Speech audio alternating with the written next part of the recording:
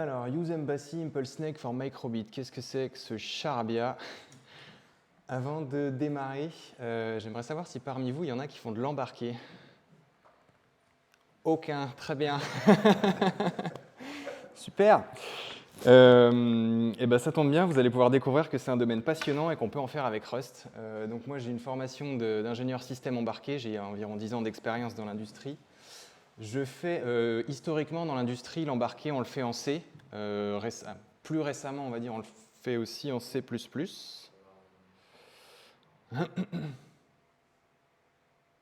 Yes. Plus récemment, on le fait aussi en C++. J'ai ouï dire qu'on en faisait un petit peu en Go également. Mais dans l'industrie, la très grande majorité du soft embarqué, il est fait en C, en C++.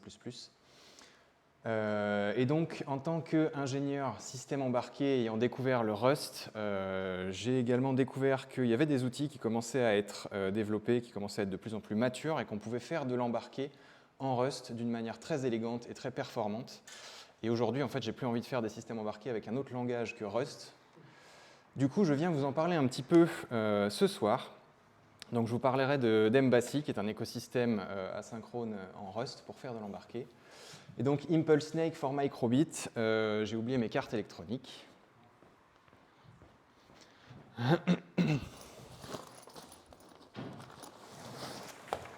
Hop. Tac. Hop là.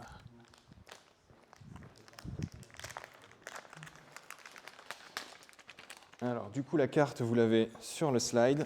Je les ai en version live. Une microbit, c'est quoi? C'est ceci. Donc, ça fait la taille d'une demi-carte bleue, me semble-t-il. Vous avez la face avec 25 LED, 2 boutons poussoirs et le petit symbole rouge, c'est un bouton tactile. Et donc, de l'autre côté, il y a tous les composants électroniques. Donc, elle est équipée, je vous en reparlerai juste après. Du coup, un petit aperçu de la présentation. Je vais d'abord vous parler du hardware sur lequel j'ai implémenté le Snake. Ensuite, du côté software. Et à la fin, je ne ferai pas du live coding comme Will, mais je vous montrerai le code que j'ai développé qui est flashé directement sur la board, comment ça marche, comment c'est fait, quelles sont les spécificités de l'embarqué, comment ça se traduit en Rust. Donc je commence par le hardware. Je vous ai déjà montré la board, donc c'est une microbit. Celle-ci, c'est la V2. Il y a une V1 qui est sortie avec un microcontrôleur un petit peu plus ancien. Celle-ci a un petit peu plus de mémoire aussi. Et elle est équipée, c'est une carte à visée éducationnelle. Donc elle est équipée avec un accéléromètre, un compas, une boussole, un capteur de température, des boutons, etc., un microphone, une enceinte. Très simple, hein, on peut émettre quelques petits sons très simples et des broches d'entrée-sortie très classiques. Je la mets à l'état haut, je la mets à l'état bas et je vais jouer avec différentes choses à l'extérieur de ma carte. Et donc cette carte, à l'origine, elle a été fabriquée pour un but éducationnel, encore une fois. Donc elle se programme plus classiquement en Python, parce que c'est assez facile d'aborder la programmation avec des enfants, notamment sur un langage haut niveau type Python, mais on peut aussi la programmer avec plein de langages, comme C++, Force, Lisp, Ada, Swift, Basic et plus récemment Rust. Puisqu'en fait, ce qu'on vient programmer sur cette carte, c'est le microcontrôleur. Pour ceux qui ne font pas d'embarqué, c'est-à-dire tout le monde. Un microcontrôleur, c'est quoi? C'est comme un CPU, mais en plus spécifique pour les applications embarquées. C'est-à-dire que vous n'allez pas avoir des jeux d'instructions qui vous permettent de gérer les applications classiques de votre ordinateur, de gérer un kernel, un système d'exploitation. C'est quelque chose de plus bas niveau, qui est plus proche de l'électronique, avec certains périphériques spécifiques. Je reviendrai sur les périphériques quand je vous parlerai de génération de nombres aléatoires. Mais donc sur cette carte, on a un petit microcontrôleur, un MCU, qui porte le doux nom de NRF52833, un composant de chez Nordic, cadencé à une fréquence de 64 MHz. C'est un composant 32 bits, donc par rapport à un CPU, on est très très loin du gigahertz, bien que les CPU aient eu une progression incroyable ces 10-20 dernières années. Il y a quelques décennies encore, on parlait de quelques octets de mémoire, quelques kilo-octets, puis quelques dizaines de kilos. Maintenant, on a des micros avec plusieurs mégaoctets de mémoire. Donc celui-ci, ça reste quand même un micro de taille relativement modeste. C'est une architecture ARM Cortex M4F. Je vous passe le détail là-dessus. Retenez simplement que le F, c'est pour floating point unit, ça veut dire qu'on peut faire des calculs sur les flottants de manière hardware, donc de manière plus rapide que si on le faisait avec du soft. Et sur ce petit micro, on a aussi des capacités Bluetooth, ça peut être sympa pour faire communiquer des bords entre elles et faire des petites démos intéressantes. Donc voilà, la carte, le microcontrôleur. Et donc comment est-ce qu'on flash ce truc-là, comment est-ce qu'on envoie nos programmes là-dessus? Il existe en Rust un écosystème qui s'appelle ProbeRS, qui est en fait une librairie qui nous permet de s'interfacer au MCU via des sondes de debug. Donc il y a différents protocoles de debug qui existent, JTAG, Software Debug, etc. ProbeRS nous permet donc de s'interfacer à toute une gamme très large de composants de MCU via ces différents protocoles. Où est ma souris? Elle est là. Quand je dis wide range of targets, si je vais sur la page ici, hop là, on voit qu'il y en a un certain nombre. Voilà. Vous voyez, l'ascenseur ici, il est tout petit, donc il y a, je ne sais plus de 1400 composants probablement. Ah non, ça c'est MBASI qui supporte 1400 composants. Alors je ne sais pas combien ProbeRS supporte de composants, mais il y a de fortes chances pour que celui que vous ayez choisi fasse partie des targets supportés par... J'ai perdu ma présentation, c'est bon. Fasse partie des targets supportés par ProbeRS. Par-dessus ProbeRS, on a un outil Cargo qui s'appelle Cargo Embed. Donc c'est simplement une commande Cargo qui vient utiliser cette librairie et qui vous permet de flasher, builder vos programmes embarqués de manière un petit peu plus mieux intégrée avec l'écosystème Rust. C'est pas une librairie standard, c'est pas une librairie séparée, pardon. C'est vraiment un outil Cargo comme on a l'habitude d'en manipuler. Pour ceux qui font pas de Rust, Cargo c'est le gestionnaire de paquets qui est extensible. On peut installer plein de commandes différentes. Et donc Cargo Embed arrive comme une commande supplémentaire qui nous permet de faire de l'embarqué. Oh, il y a un petit R qui s'est perdu ici, qui nous permet donc de faire de l'embarqué. Il se configure dans embed.toml, spécificité de Cargo Embed. Voilà comment on envoie des programmes. Je vous montrerai comment on la flash tout à l'heure. Voilà comment on envoie des programmes sur la carte. Pour ce qui est du software maintenant, donc le software, dans l'embarqué, c'est un petit peu particulier. Parce que sur un microcontrôleur de ce type, qui n'est donc toujours pas un CPU, on n'a pas, comme sur un PC classique, de système d'exploitation. On n'a pas Windows, Linux, etc. On n'a pas de kernel, on n'a rien qui vient nous fournir un set de fonctions prédéfinies qui nous permettent de construire par-dessus. On a vraiment uniquement la base d'un système qu'on appelle bare metal. Et donc, quand on n'a pas d'OS, on n'a pas de librairie standard. On est en mode NoSTD. Donc, tous les outils que fournit la librairie standard, on les a plus et il faut vraiment faire avec le strict minimum. Et le strict minimum en Rust, c'est quoi? C'est plus le crate std, c'est le crate core. Donc core, c'est la glue de plus bas niveau, on va dire, qui met en place les outils indispensables du langage Rust. On peut faire plus de choses que juste ça, c'est ce qu'il y a dans la librairie standard, mais quand on est en mode NoSTD, on n'a accès que à ce qui est dans le crate core. Si je vais voir, si je vais faire un docs.rs/std, je ne suis pas dans la barre d'adresse, docs, je vais y arriver, /std, donc là je suis sur la doc de la librairie standard, très bien. Par contre, si je lui demande docs.rs/core, là je suis sur la doc de mon crate core et il vient me dire, ici vous n'avez que les outils vraiment de plus bas niveau, de plus basique de ce que vous pouvez faire en Rust. Donc qu'est-ce qu'on a dans le crate core? On a tous les types de base, les entiers, les flottants, les tuples, les tableaux, etc. On a quelques modules, des caractères, borrow, ASCII, etc. Donc je vous passe un petit peu le détail, mais en gros, là-dedans, on voit que je ne suis pas en train de scroller pendant des plombes, quoi. Donc il n'y a pas grand-chose, c'est vraiment le strict minimum.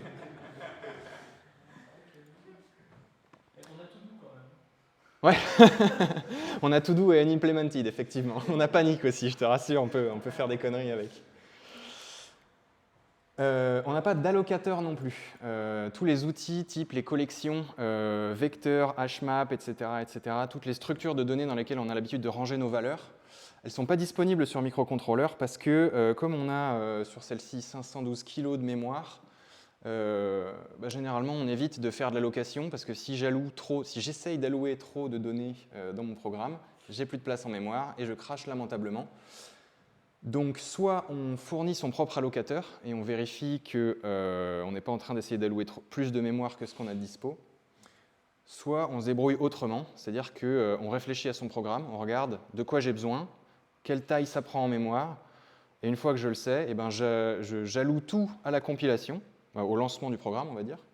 Je connais la taille totale que prend mon programme, et à partir de là, je suis sûr qu'il ne va jamais planter et je n'ai pas besoin d'allocateur. Pour se faciliter la vie, il y a quelques bibliothèques qui existent, notamment Heapless. S'il veut bien me l'ouvrir, il me l'a ouvert, elle est là. Heapless, c'est une librairie qui vient fournir des structures de données qui sont très similaires à ce qu'on trouve dans la librairie standard, mais sans allocateur. Par exemple, Vec. Hop, si je vais voir dans la lib standard et que je cherche vecteur ici, un vecteur, c'est simplement une collection que je peux fabriquer avec la fonction new, et je viens pousser des éléments dedans, push1, push2, et je me retrouve avec un vecteur de taille 2, j'ai poussé 2 éléments, et dans mon vecteur, le premier élément, à l'indice 0, vaut 1. Ok, très bien. Avec Heapless, je fais quasiment exactement la même chose, sauf que quand je fabrique mon vecteur ici, je lui donne le type de la variable, c'est un vecteur qui va contenir des entiers sur un octet, et de capacité 8, je lui donne la capacité de mon vecteur. Comme ça, quand je pousse des choses dedans, eh bien, il va me dire, là, tu avais 8 éléments, tu essayais de pousser un truc de plus, ça ne marche pas. Alors que dans la lib standard, avec un vecteur, si je pousse quelque chose, eh bien, il demande au système, à l'OS, de lui allouer un plus grand buffer, en fait, et il rajoute le truc par-dessus après. Donc voilà, Heapless nous fournit des structures qui permettent de faire des choses relativement similaires, donc deck, index map, index set, vec, string, ce genre de choses. Sans allocateur.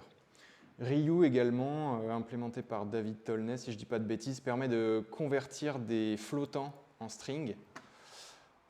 Typiquement, j'avais écrit un programme qui récupérait la température du capteur sur la board. J'avais un écran connecté en I2C et il fallait que j'affiche la température sur mon écran. Sauf que mon écran, il lui faut une string et mon capteur de température, il me renvoie un flottant. Et je n'ai pas d'allocateur, je ne peux pas fabriquer de string. Comment je fais? Eh bien, heureusement qu'il existe Ryu, ce crate me permet de faire ce genre de conversion sans allocateur. Bref, l'écosystème est assez riche et généralement on trouve quand même chaussure à son pied. Il existe des choses qui nous permettent d'avoir tous les outils à portée de main. Voilà pour le côté bare metal. Hop. Alors, breaking new ground, on est dans l'innovation, c'est-à-dire que je suis en train de vous parler d'un snake sur une petite carte embarquée. Je ne suis pas le premier à avoir cette idée-là, hein. Je pense que snake, tout le monde connaît. Et donc la première chose dont je vous parle, c'est ce dépôt GitHub. Dans ce dépôt GitHub, qu'est-ce qu'on trouve? Hop, microbit demos. Oh, ça alors, un type qui a fait un snake sur microbit, incroyable. Donc je suis en train de vous parler d'un truc qui existe déjà, dont on peut trouver le code source sur le net. Et en plus, on peut trouver le code source en Rust. Hop, si je vais voir dans... Non, il n'est pas dans bin, il est dans source bin/snake.rs. Donc on a un fichier d'environ 275 lignes, c'est ça? 77, on a des puristes. Donc on peut aller voir l'implémentation, comment c'est fait. Pourquoi du coup est-ce que je vous parle de ça? Pour plusieurs raisons que j'énumérerai un tout petit peu après. La première chose dont je vais vous parler, c'est comment les choses ont été faites. Si on va voir un petit peu dans le détail, on peut voir au niveau des imports au-dessus, le mot-clé use en Rust, il nous permet d'importer des choses, des librairies, etc. On peut voir qu'il y a différentes choses qui sont importées. NRF51, ici NRF51 HAL. Microbit, ici. Et donc, que sont ces choses-là? Ces choses-là sont... alors, NRF51, alors lui, il l'a fait sur Microbit V1. Microbit V1, elle embarquait un MCU NRF51. La Microbit V2, c'est un NRF52. C'est pour ça que je vous avais dit NRF52 au début. Bref, le fonctionnement est identique. NRF51, c'est ce qu'on appelle un Peripheral Access Crate. C'est-à-dire que ça nous permet d'accéder à l'intérieur du MCU aux différents registres qui permettent de configurer le microcontrôleur, les différents périphériques qui sont à l'intérieur. On les configure en écrivant dans des registres en mémoire. Et ces registres, en Rust, on y accède via ce qu'on appelle un PAC, un Peripheral Access Crate, qui nous file une interface en fait, pour ne pas avoir à écrire nous-mêmes, à déclarer des pointeurs nous-mêmes et à écrire les bonnes valeurs aux bonnes adresses. Il nous met à disposition tout ce qu'on a besoin pour faire ça de manière un petit peu plus pratique. Par-dessus cette PAC, on a ce qu'on appelle une HAL, Hardware Abstraction Layer. Donc ce sont des abstractions safe d'un petit peu plus haut niveau qui utilisent la PAC en disant par exemple, je veux communiquer sur un bus I2C. Plutôt que d'aller écrire dans les registres pour configurer ça correctement, ma Hardware Abstraction Layer me propose des fonctions qui me permettent directement d'écrire sur le bus. Quand je l'initialise, elle initialise les périphériques comme il faut. Et ensuite, moi, je peux utiliser ces trucs-là de manière un petit peu plus humaine, on va dire. Et par-dessus cette Hardware Abstraction Layer, on a ce qu'on appelle un BSP, Board Support Package. Ça, c'était le crate microbit qu'on voyait dans le code. Donc la Hardware Abstraction Layer, elle nous permet d'utiliser le microcontrôleur, le MCU, de manière plus pratique. Le BSP, elle nous permet d'utiliser ce qu'on a sur la board de manière plus pratique. Parce que le microcontrôleur, toutes mes LED, là, elles sont connectées à des broches du microcontrôleur. Mais ces LED, elles sont spécifiques à la board. Donc tout ce qui se configure qui est spécifique à la board, ça n'a rien à faire dans la Hardware Abstraction Layer. C'est pour ça que c'est dans un crate séparé qu'on appelle BSP. Et le BSP, lui, il me met à disposition les boutons poussoirs, les LED, le speaker, l'accéléromètre, etc. Tout ce qui est sur la board et pas directement sur le MCU. Ça décrit un petit peu les connexions entre la board et le MCU. Donc voilà comment est conçu un programme, comment sont conçues les différentes couches quand on fait de l'embarqué en Rust. On a ces trois niveaux. Du coup, pourquoi est-ce que je le refais sachant que j'ai déjà fait? Ce qu'on peut voir dans le code, si j'arrive à trouver ça rapidement. Yes, ici on a des petits unsafe. Et nulle part, alors ça se voit moins, il faut observer un petit peu plus et lire le code, mais nulle part on a le mot-clé async. Le paradigme qui est utilisé pour réaliser ce programme, ce snake, c'est un paradigme bloquant. Pour ceux qui font un peu de web, de JS ou de choses comme ça, vous connaissez l'asynchrone, je reviendrai sur ce que c'est et pourquoi on l'utilise. Mais ce programme-là est écrit en paradigme bloquant et non pas asynchrone. Et du coup, c'est l'une des raisons pour lesquelles je voulais refaire ce snake. Donc la première, c'est raison de sécurité. Utiliser directement le Peripheral Access Crate nécessite des block unsafe. On peut le faire de manière un petit peu plus safe. Également, efficacité énergétique. Le code bloquant en fait, sur un MCU, ça veut dire que le MCU, il est toujours en train de faire une opération. Il y a toujours une opération en train de s'exécuter qui est bloquée tant qu'elle n'a pas terminé de s'exécuter. Ce qui signifie qu'on ne part jamais en veille. Et les microcontrôleurs, en fait, ils sont conçus de manière hardware pour pouvoir tomber dans des modes de sommeil qui consomment quasiment pas d'énergie. Donc c'est un petit peu dommage de ne jamais pouvoir tomber en veille sur un microcontrôleur parce que vous allez consommer beaucoup d'énergie et généralement ces MCU-là sont conçus pour pouvoir s'exécuter avec des batteries relativement petites mais sur une très très longue durée. On est sur des toutes petites consommations énergétiques. Donc pourquoi le refaire? Ce serait bien de le refaire en mode asynchrone en permettant au microcontrôleur de tomber en veille. Et évidemment, but éducationnel également, parce que ça m'amuse et que c'est fun. Donc comment est-ce que je fais pour faire de l'embarqué en asynchrone sur cette carte? J'utilise Embassy. Embassy, c'est quoi? C'est un écosystème, donc Next Gen Framework for Embedded Applications. C'est un écosystème de librairies qui me permettent de faire de l'embarqué. Donc j'ai tout un ensemble de crates. Ce que me met à disposition Embassy, c'est un exécuteur, un runtime asynchrone, des outils pour manipuler les futurs, les promesses en JS, il y en a pas mal qui font du web, donc vous devez connaître ce que sont les promesses.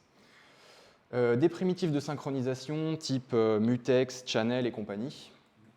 Des hardware abstraction layers pour différentes familles de microcontrôleurs, donc des microcontrôleurs nordiques, STM, RP 2040, c'est Raspberry Pi qui fait ses propres microcontrôleurs maintenant. Ça, ce sont celles que fournit Embassy, mais si on veut, on peut utiliser celles qui proviennent d'ailleurs. Embassy permet ça. Un driver de temps. Pour ceux qui font du Rust, ce time driver me met à disposition les structures instant et duration qu'on utilise généralement depuis la librairie standard. Ça me permet de gérer le temps sur mon microcontrôleur. Une stack network, donc je peux venir faire de l'Ethernet, de l'IP, de l'UDP, de l'ICMP, du DNS si je veux directement sur un tout petit microcontrôleur. J'ai une stack device USB, je peux transformer mon micro en périphérique USB. Je peux faire du Bluetooth, ça c'est réservé aux périphériques NRF parce que Nordic met ce qu'on appelle des soft devices. Donc c'est des blobs binaires écrits en C qui sont sources fermées, mais qui sont vraiment rodés à l'exercice, on va dire. Ils sont testés dans les conditions industrielles. Si je veux, je peux les utiliser via Rust pour faire du Bluetooth avec la board. J'ai aussi de quoi gérer les mises à jour firmware de manière résiliente aux coupures de courant. Si je suis en train de faire une mise à jour de mon firmware et que le courant se coupe, le crate bootloader me permet de retomber sur mes pieds correctement. Et pour ceux qui font de l'embarqué, c'est-à-dire personne, Embassy permet de faire du temps réel. Donc je vous passe le détail puisque personne ne fait d'embarqué, mais quand on fait de l'embarqué, les contraintes temps réel, ça veut dire en gros que il faut s'assurer qu'une tâche s'exécute, qu'une tâche très prioritaire va s'exécuter très rapidement. On peut le faire avec Embassy aussi. Voilà, j'ai beaucoup parlé, donc maintenant je vais vous parler un petit peu. J'ai beaucoup parlé, donc je vais parler encore. Je vais vous montrer un petit peu de code, on va dire. Donc j'ai mis tout le code lié à mon application dans un repo GitLab qui est disponible ici, si vous voulez consulter les sources. Mais ce que je vais faire plutôt, c'est que... Hop. Je vais vous l'ouvrir dans un IDE. Il s'est ouvert ici. Hop là. Et je vais... voilà. Et je vais commencer par vous parler de l'affichage. Donc comment est-ce que j'affiche un snake là-dessus? Je vais utiliser les LED. Puisque mon affichage, je dispose de 5 x 5 LED, ça me permet de faire un petit écran minimaliste mais fonctionnel. Donc la première chose que j'ai à faire, c'est de gérer l'affichage. L'affichage, donc, ce sont des lignes et des colonnes de LED. Pour chaque ligne, j'ai une broche du microcontrôleur. Pour chaque colonne, j'ai une broche du microcontrôleur. Si j'allume une ligne et une colonne, la LED associée, la LED à l'intersection des deux, va s'allumer. Hop, donc comment ça se passe? Je vais voir dans display.rs. Est-ce que vous voyez clair le code? Ou est-ce que je zoome un peu? Hop là, ok, on va faire ceci. Donc la première chose, c'est que mon affichage, tout se passe dans une seule fonction. J'ai une fonction qui s'appelle tâche, c'est ma tâche d'affichage. Elle est asynchrone, c'est-à-dire qu'aux endroits où j'ai des points await ici, plutôt que de bloquer et d'attendre que l'opération soit terminée, je vais lui dire « Ok, le boulot ici, il est lancé, va faire autre chose pendant ce temps-là, gère le reste qui a besoin de s'exécuter, et moi, je reviendrai te faire un coucou quand j'aurai terminé, je te lèverai une interruption, je te dirai hey, « j'ai terminé, tu peux passer à la suite ». Donc j'ai une fonction asynchrone, c'est Embassy qui me permet de faire ça, qui va s'exécuter. Comment ça se passe? Ma fonction, elle prend deux paramètres, rpins et cpins. Donc R pour row, les lignes, et C pour colonne. Et donc c'est un tableau de 5 lignes, un tableau de 5 colonnes qui correspondent chacune à une broche de mon microcontrôleur, donc à une ligne ou à une colonne de mon affichage. Je récupère mes broches et j'applique la fonction map, c'est-à-dire je les transforme en sortie. Donc c'est juste un driver qui me permet de dire je mets ma broche à l'état haut ou je mets ma broche à l'état bas. Je récupère ça dans un vecteur. Donc je fais ça pour les lignes et pour les colonnes. Je viens simplement instancier des drivers qui me permettent de contrôler mes broches quelque part. Ensuite, j'attends qu'une image soit signalée. Je reviendrai sur ce petit morceau-là tout à l'heure. Mais en gros, j'attends d'avoir une image à afficher. Et dès que j'ai une image à afficher, je commence une boucle. Dans ma boucle, je fais quoi? Eh bien, je viens récupérer les colonnes à allumer. Alors, je vais boucler sur les lignes. Je vais afficher mon image ligne par ligne.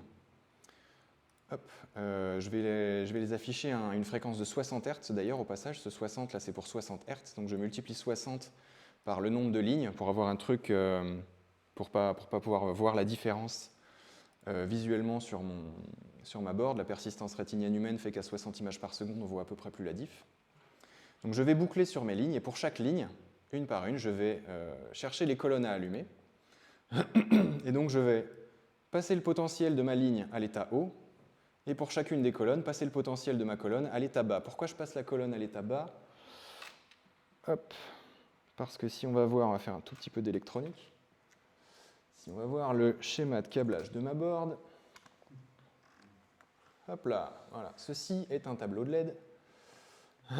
Donc on peut voir que j'ai les 5 colonnes ici, 5 lignes et 5 colonnes. Et donc une LED donnée, est connectée entre une ligne et une colonne.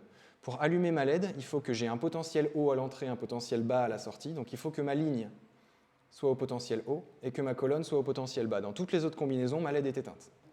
Voilà pourquoi ici j'ai un set low, ça me permet d'allumer ma colonne. Une fois que j'ai allumé ma ligne, allumé mes colonnes, j'attends pendant une certaine période, donc j'affiche ma ligne quelque part. Ensuite, je rééteins ma ligne et ma colonne.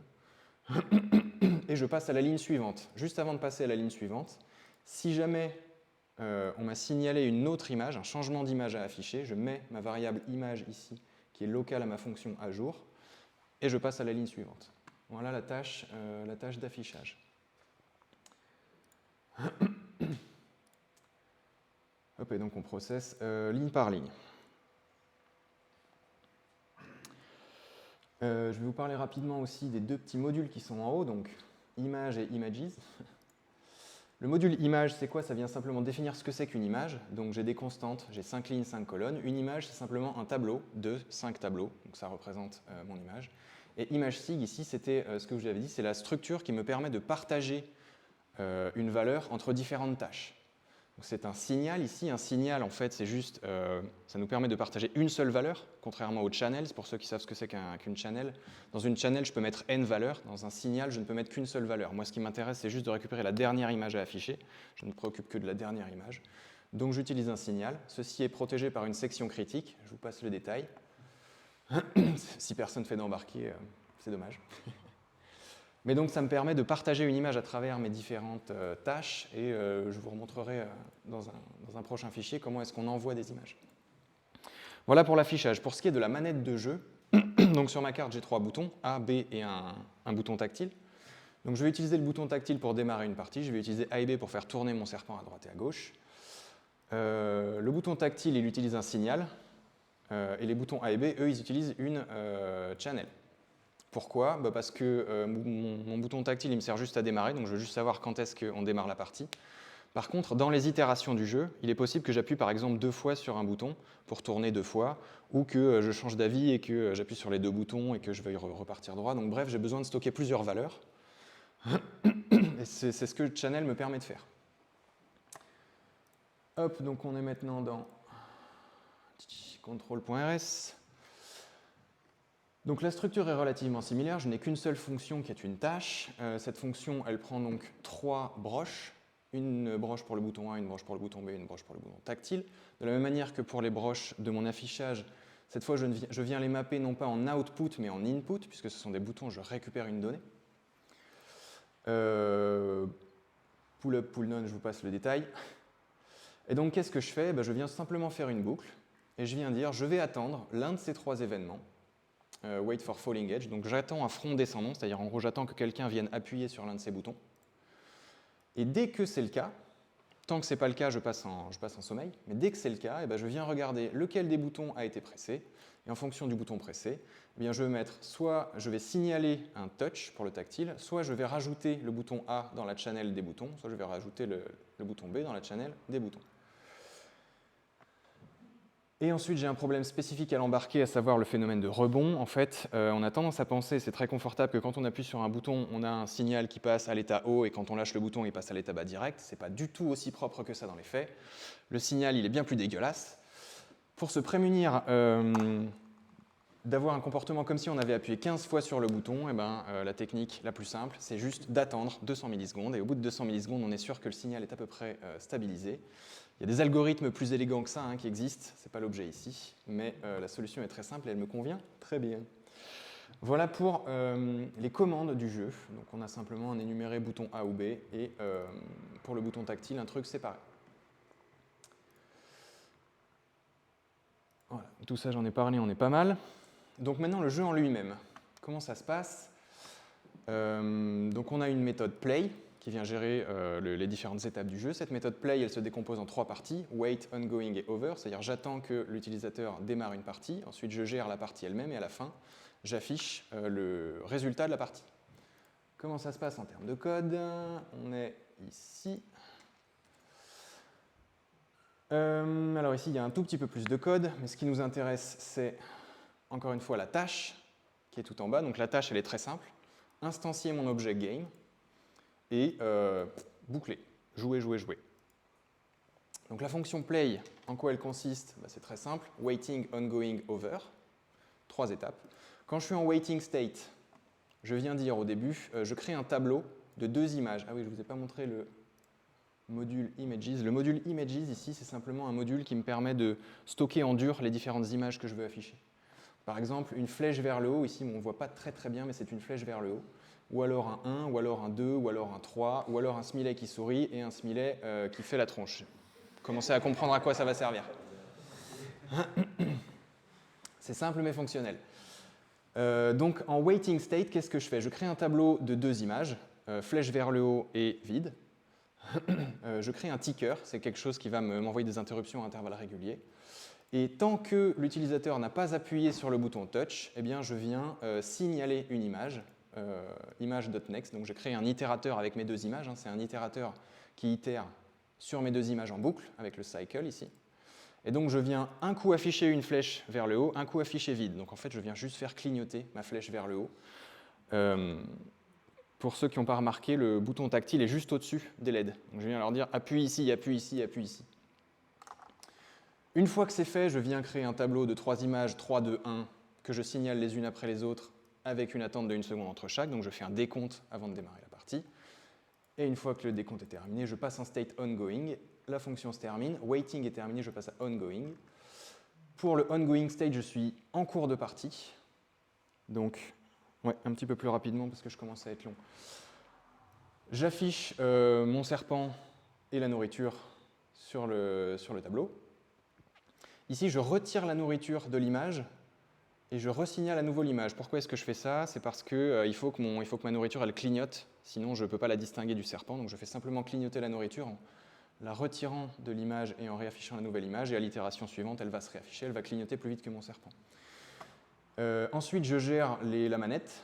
Donc dans mon channel relatif au bouton, si jamais j'ai reçu des commandes, eh bien, je viens dire à chaque fois que j'ai reçu un bouton A, je fais un virage à gauche. Chaque fois que j'ai reçu un bouton B, je fais un virage à droite. Et enfin, je viens appeler ma fonction snake.slither, donc je viens avancer d'une étape.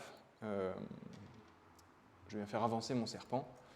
Slither, qu'est-ce qu'elle fait? Eh bien, elle vient calculer la nouvelle tête, c'est-à-dire si j'allais vers le haut, je calcule les coordonnées de ma nouvelle position, etc. pour chaque direction du serpent. Je viens vérifier si oui ou non j'ai mangé la nourriture, et ensuite je viens vérifier mes conditions de victoire. Et en fonction du retour de cette fonction, éventuellement, je viens mettre à jour le state de mon jeu et sortir de la boucle générale. Une fois que je sors de la boucle, c'est-à-dire une fois que ma partie est terminée, je passe au state over.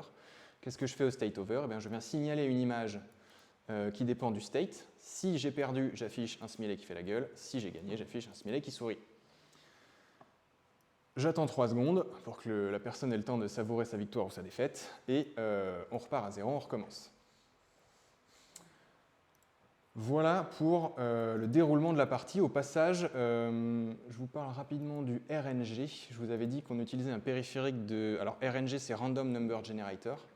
On s'en sert pour... on est où? On est là. Quand mon joueur mange la nourriture, qu'est-ce qu'il faut que je fasse? Il faut que je génère à nouveau de la nourriture sur le terrain, et ce serait plus sympa si c'était aléatoire, parce que sinon il n'y a aucun suspense et c'est moins drôle. Comment je fais pour générer des nombres aléatoires sans la librairie standard? Eh ben, j'ai un périphérique hardware dans le microcontrôleur qui me permet de générer des nombres aléatoires. Donc à l'instanciation de mon programme, je viens lui passer, je vous montrerai comment c'est fait juste après, je viens lui passer le RNG. Et donc quand je régénère de la nourriture, eh ben, je viens dire self.1, là self.1 c'est mon... Alors, on est dans le fichier food. Donc self.0 c'est food.coords, c'est les coordonnées de la nourriture, et self.1 c'est le RNG, c'est le périphérique qui me permet de générer ça. Donc self.1, je viens simplement faire appel à mon périphérique et je viens lui dire génère-moi un nombre dans l'intervalle 0,25, sachant que j'ai 25 LED. Ça me permet de générer de la nourriture à un endroit, alors c'est fait d'une manière un petit peu cracra, on pourrait faire ça de manière un petit peu plus propre, un petit peu plus temps constant d'ailleurs, parce que ça peut prendre du temps, mais bref. Utilisation du RNG donc pour générer la nourriture. J'aurais pu me servir de n'importe quel autre périphérique, par exemple il y a un accéléromètre dessus, donc j'aurais pu me servir de ce périphérique-là pour dire gère la direction du serpent en fonction de l'inclinaison de la carte. Je peux faire ce genre de choses également. C'est un petit peu plus complexe et il faut calibrer l'accéléromètre, donc la taille du code explose et ce n'était pas l'objet de cette démonstration. Mais voilà pour l'utilisation d'un périphérique hardware directement dans le code. Et maintenant, une fois que j'ai géré l'affichage, la manette et le jeu, comment est-ce que je fais pour ramener ça, pour en faire un jeu cohérent? Eh bien, on va voir le main. ma fonction main, elle est relativement concise. Qu'est-ce qu'elle fait? Donc j'ai une fonction main qui est asynchrone également. La première chose que je fais dans ma fonction main, c'est que je viens récupérer les périphériques de ma board. Donc Embassy me permet de faire ça avec une simple fonction init. Ça, c'est la configuration que je lui passe. La configuration par défaut me convient très bien. Cette fonction init me renvoie les périphériques qui sont disponibles sur ma board. Donc parmi ces périphériques, j'ai quelques broches ici. Par exemple, la broche P014, P023, P104. Je récupère donc ces broches qui, vu comme est câblé ma board, correspondent aux boutons A, bouton B et bouton tactile. Et ensuite, je viens spawner, donc démarrer une nouvelle tâche, un petit peu comme on démarre un thread. Quand on démarre un thread, on lui passe une fonction. Bah, ici, c'est pareil. Je lui passe donc la tâche de la manette que je vous ai montré tout à l'heure. Et à cette tâche, eh ben, je lui passe les 3 broches. Donc ces 3 broches qui seront transformées en input. Je fais exactement la même chose pour l'affichage. Je spawn une task. Cette tâche-là, elle prenait les lignes et les colonnes de LED. Et je fais exactement la même chose pour le jeu, sauf que celle-ci, elle prend le périphérique RNG. Et une fois que j'ai fait ça, eh ben, j'ai mes 3 tâches qui sont dans une boucle infinie. Éventuellement, quand on est en mode await sur les 3 tâches, eh ben, le microcontrôleur descend en veille, et on consomme quasiment plus rien. Et j'ai mon jeu qui tourne. Donc on constate bien aussi qu'il y a no STD, je n'ai pas la librairie standard, on est en no main, ça c'est une spécificité, c'est parce que c'est la macro Embassy Executor main qui vient déterminer quel est le point d'entrée de mon programme. Comme cette macro décore la fonction main, le compilateur sait que c'est cette fonction-là qu'il faut appeler pour démarrer. Et autre chose d'intéressant, même si aucun d'entre vous ne fait d'embarquer, c'est le bind interrupts. À quoi ça sert? Le RNG, quand je lui demande un nombre aléatoire, il part faire son boulot.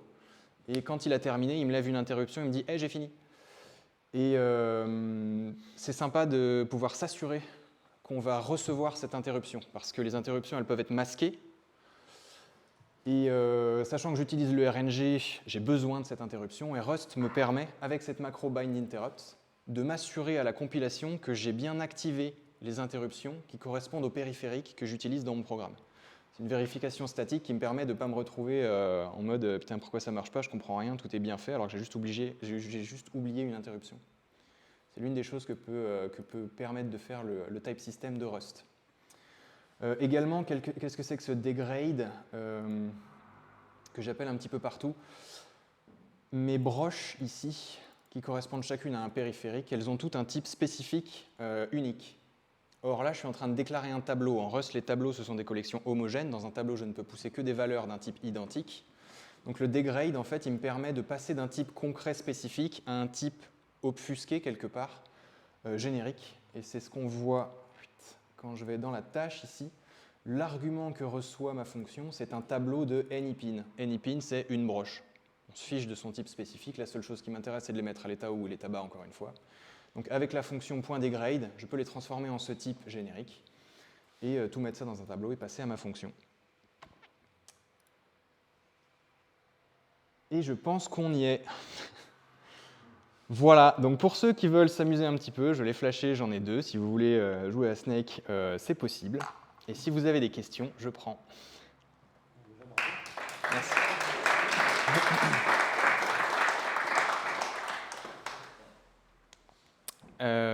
Où est le micro? Il est là. Ok, ça roule. Tu n'as pas donné le prix. J'ai pas donné le prix de la board, c'est vrai, ça coûte pas très cher. C'est une bonne question. Est-ce qu'il y a des questions pendant qu'il va... Oui, vas-y. Du coup, cet écosystème que tu utilises sur ton microcontrôleur, il serait disponible par exemple sur un Arduino ou un Raspberry Pi? Sur un Raspberry Pi, oui. RP2040 est supporté. Sur un Arduino, je ne suis pas sûr, non. C'est des composants un petit peu plus spécifiques, quoique j'en sais rien. Ça dépend des micros. Il faudrait regarder quel micro est sur un Arduino. Mais c'est possible, ouais, c'est possible. Ouais. Super talk. Je voulais savoir comment tu débugs la communication entre tâches. Est-ce que tu dois tout compiler et transférer dans le microcontrôleur ou tu as moyen quand même d'éviter cette étape? Comment je débug? Alors, il y a des méthodes qui te permettent avec QEMU notamment d'émuler ton périphérique. C'est nébuleux, on va dire. Il doit y avoir des moyens de faire en sorte que ça marche, mais j'ai toujours trouvé ça un petit peu tiré par les cheveux et alambiqué. Il existe avec ProBRS notamment des moyens de le faire directement sur cible. Ça va être plus pratique de le faire sur cible, ouais. Avec des sondes comme G-Link ou JTAG ou des trucs comme ça. Donc généralement, ce que tu fais, c'est quand même que tu fais tourner ton truc sur la cible avec du semi-hosting, c'est-à-dire que ton programme tourne sur la cible, mais ton débugger tourne sur ta machine, et puis tu viens débugger à distance, en fait, quelque part. La maturité de l'écosystème a encore un petit peu de... Enfin, l'écosystème a encore un petit peu de maturité à prendre, mais il y a quand même des choses qui nous permettent de débugger en remote, en Rust, mais généralement on le fait en remote, ouais, pour répondre à ta question, du coup. Ok, merci.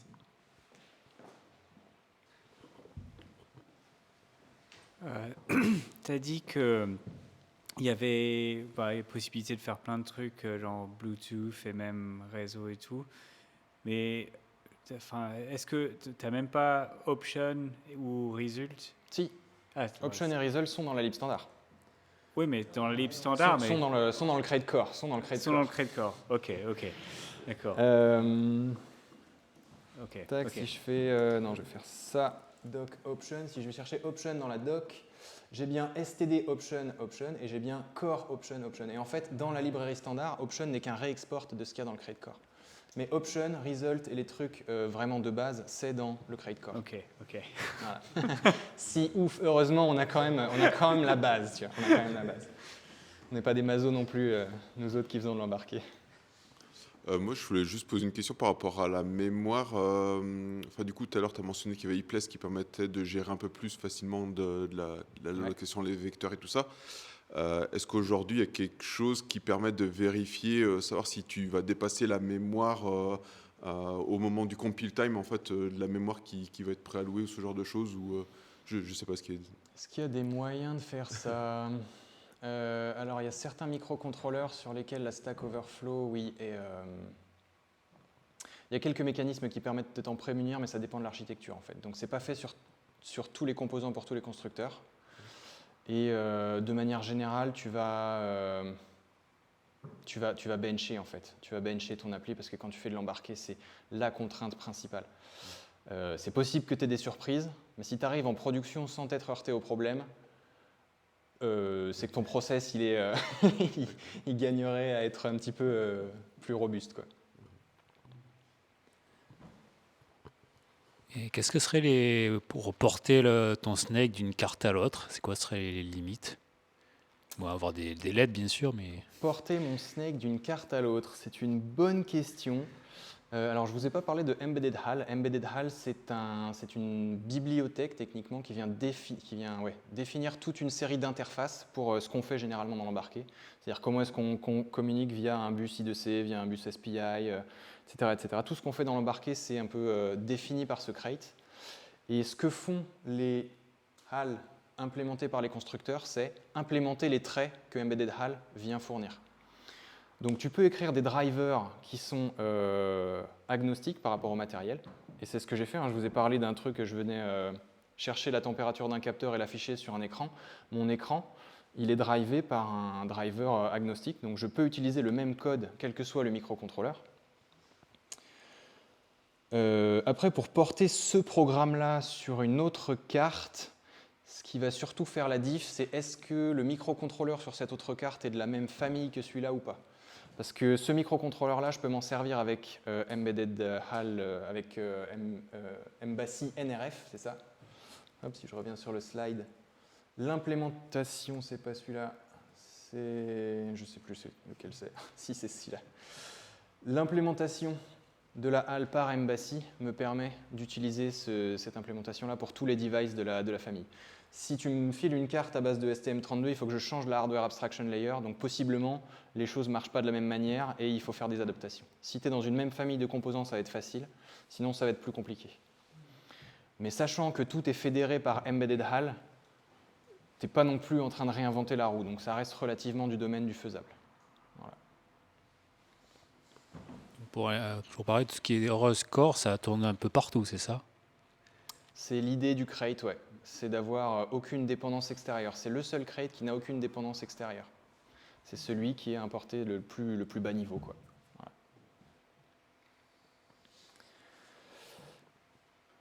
Yes. Je vais savoir, le Async Await, ça existe, enfin pour l'embarquer, ça existe sur d'autres langages ou alors c'est une nouveauté qu'a amené cet écosystème Embassy? C'est une bonne question. Je ne pratique pas. Ayant un background en fait d'ingénieur à système embarqué, moi j'ai surtout fait du C et du C++ où ça n'existe pas du tout. Je crois savoir que Golang sait faire aussi de la synchrone, mais j'ai jamais fait de Golang, donc je pourrais pas le dire. Il existe probablement d'autres langages, notamment Java, qu'on utilise beaucoup pour faire de l'embarqué. En fait, le truc avec Rust, c'est qu'il y a beaucoup de concepts programmatiques qui sont utilisables, mais ils sont rarement novateurs. En gros, à part l'ownership et le borrow checker, c'est un agrégat de concepts qui existent pour la plupart depuis très longtemps, qui sont agglomérés en un tout très cohérent et très pratique à utiliser, très rationnel surtout. Donc c'est pas le côté async await en embarqué, déjà il n'est pas spécifique à l'embarqué, tu fais de l'async sur x86 de la même manière, hein, les serveurs web back-end classiques qui font de l'async, tout ce qui est crypto et compagnie c'est pareil, ça sert énormément. C'était pour l'embarquer que je voulais savoir. Mais pour l'embarqué, c'est pas spécifique à l'embarqué et tu peux le faire dans d'autres langages. Moi j'ai jamais pratiqué dans d'autres langages, mais je pense que tu peux le faire dans d'autres langages. Ouais. Voilà. Est-ce qu'on a encore d'autres questions? J'ai peut-être une dernière question, Allez. ça serait quoi le matériel de base qu'il faudrait si on veut se lancer à débuter ou pour faire un peu d'embarqué à la maison? Ben, sincèrement, cette carte, elle est top. Ouais. Parce que tu as quelques périphériques qui sont utilisables assez rapidement. Avec Embassy, tu as vraiment un setup. C'est aussi pour ça que je vous présente Embassy, parce qu'en fait, l'embarqué, quelque part, c'est un petit peu une galère habituellement. C'est-à-dire que quand tu démarres de l'embarqué en C, tu as un IDE. Tout l'écosystème qui va avec, qui sont fournis par le constructeur du matos. Donc, tu n'es pas dans ton VS Code, dans ton truc, tu es dans son éditeur à lui. Tu as ses outils pour flasher son matos et tout est propriétaire. Ici, en Rust, c'est l'exact opposé. Embassy, c'est full open source. La microbit, je crois qu'elle est open hardware, on a vu les plans. Les outils pour flasher la carte, c'est pareil, c'est tout ouvert. C'est Ferrosystem qui a fait ProBRS.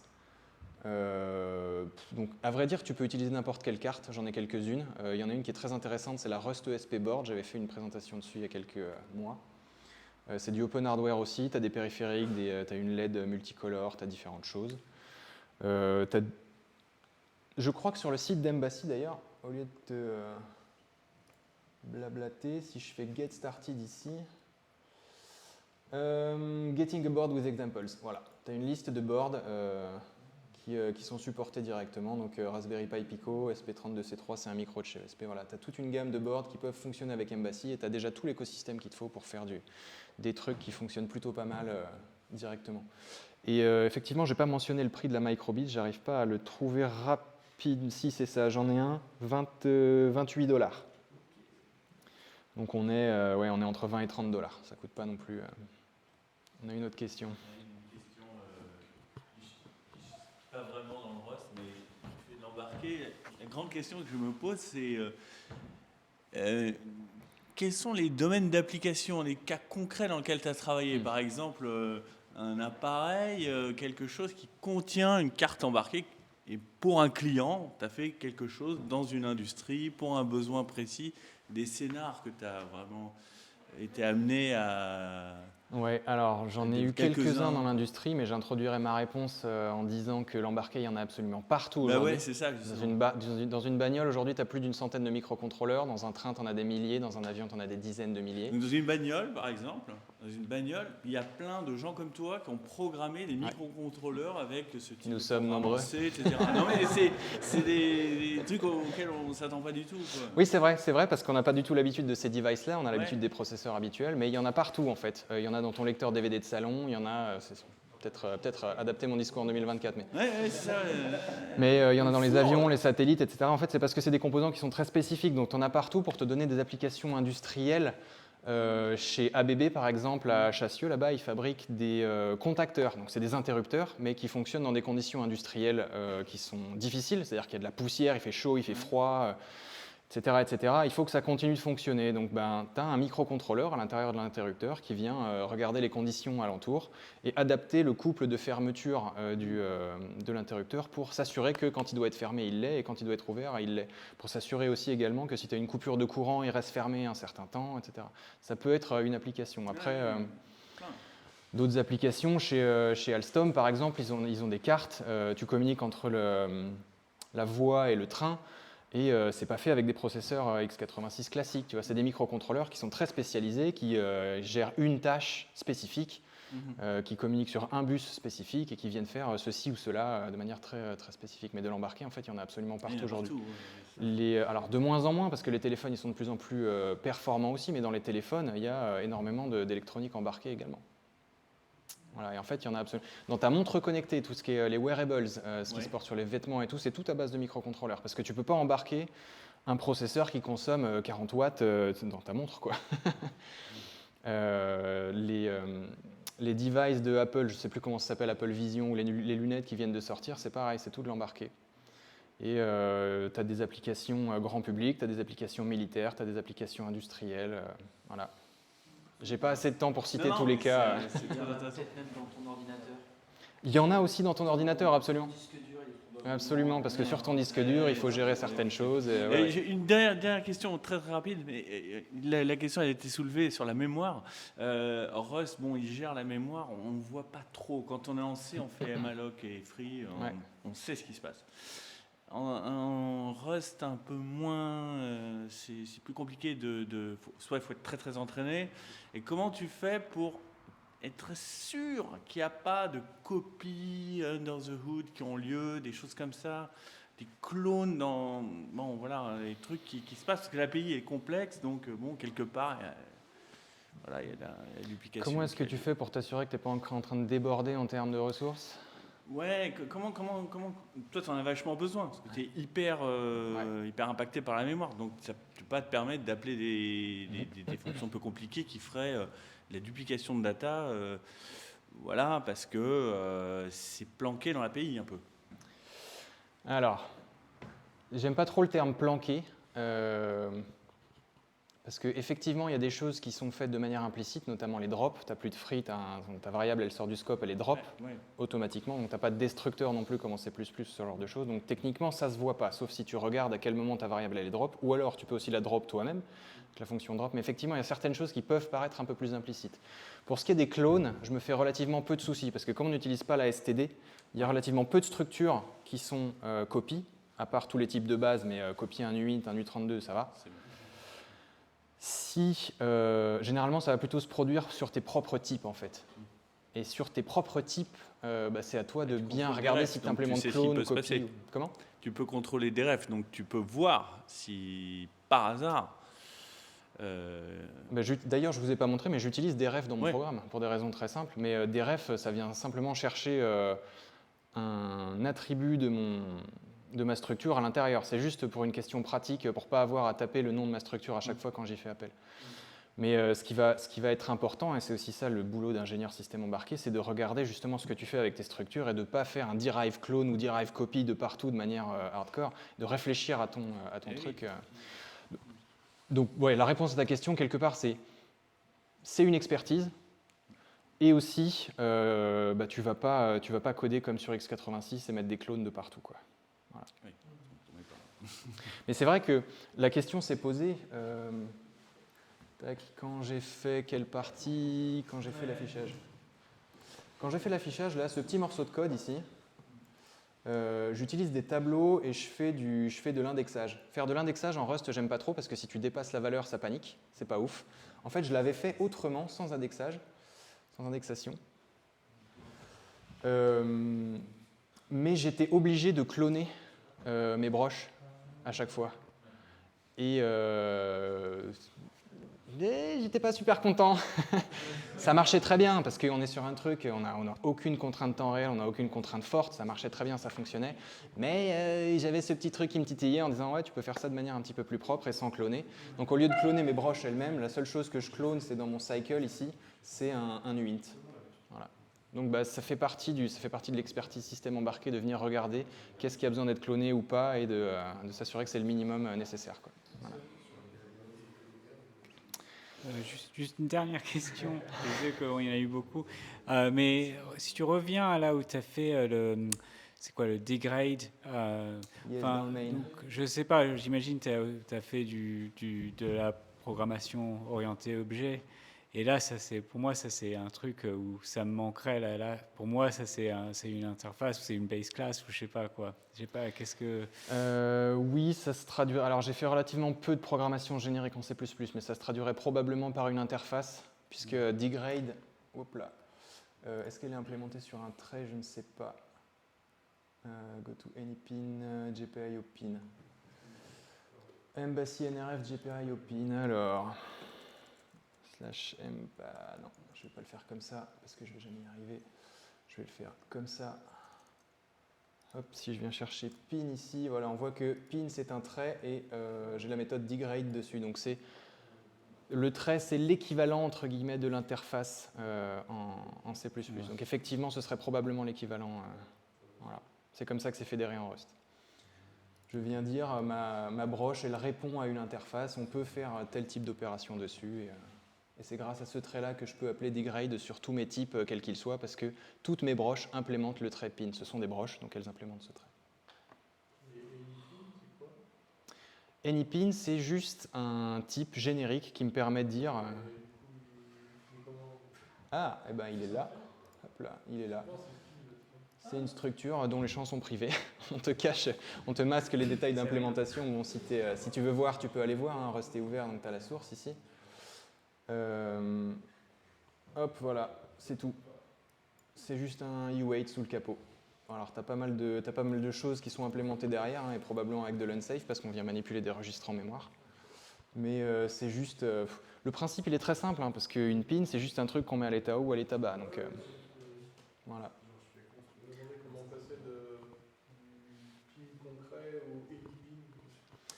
C'est un petit peu, ouais, c'est ce que je pensais. En fait, tu vois, c'est une macro qui fait ça, parce que comme il faut le faire pour 45 types sur ton, ils vont pas s'amuser à faire l'implémentation à la main.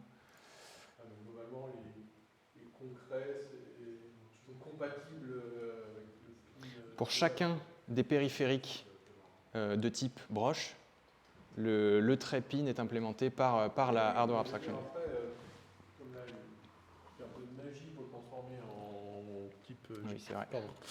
Comme là, il fait un peu de magie pour le transformer dans ce type générique, finalement, il faut que le type générique soit compatible avec tous les types concrets. C'est plutôt l'inverse. Ouais, enfin, c'est compatible dans un sens. Bah, tu peux passer d'une broche spécifique à une broche générique, mais pas l'inverse. Tu peux pas, je sais plus comment ça s'appelle, pas sans risque, en tout tu peux cas. pas faire de downcast avec ce genre de... Pas sans précaution. Ouais, ok, tu peux toujours le faire, d'accord. Je te suggère de ne pas le faire.